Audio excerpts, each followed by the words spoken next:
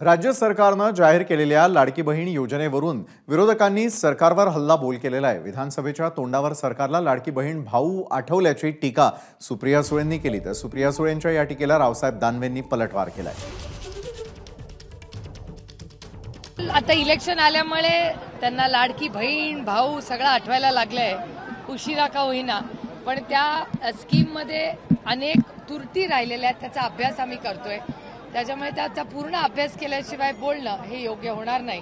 पण खूप जुमल्यांचा पाऊस हा अपेक्षितच होता, त्याच्यामुळे मला काय आश्चर्य वाटत नाही बजेट बघून। सुप्रिया सुळे आणि त्यांचे वडील या राज्याचे अनेक मुख्यमंत्री राहिले।